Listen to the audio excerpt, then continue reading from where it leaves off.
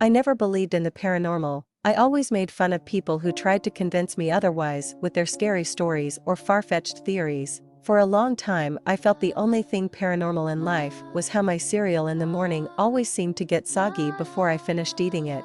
That was until one Saturday night when I was sitting at home alone, as I often do, casually browsing the internet and texting friends. I waited for another slow night to come to an end.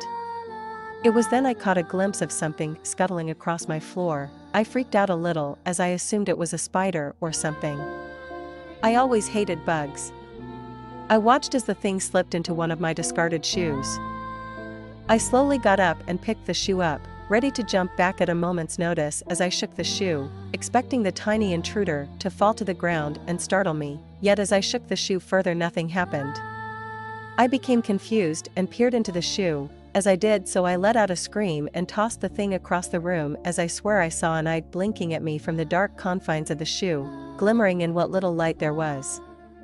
I stood in place for a good few minutes, trying to calm myself as I cautiously approached the shoe and nudged it with a foot. When nothing happened, I once again picked the shoe up and looked inside, beginning to doubt my own sanity. Once again I froze in terror as that eye blinked at me from inside the shoe. I quickly tossed the shoe into a cupboard and shut the door, going as far as making a little barricade with the small objects that littered my room.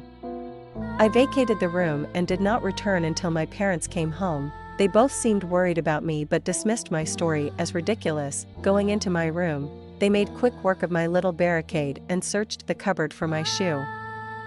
There's no shoe in here. What? That was impossible.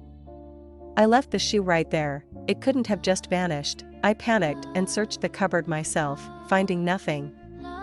Must have been a bad dream. Come on, dear.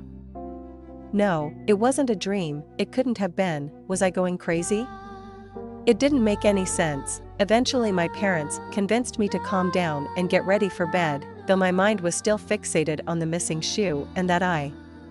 As I slid into bed and fell into an uneasy sleep, the following day I searched my room for that shoe. To this day, I still haven't found it and resigned myself to buying a new pair of shoes. My parents no doubt thinking I'm completely insane. Still, late at night when I'm all alone, I can't shake off the feeling I'm being watched.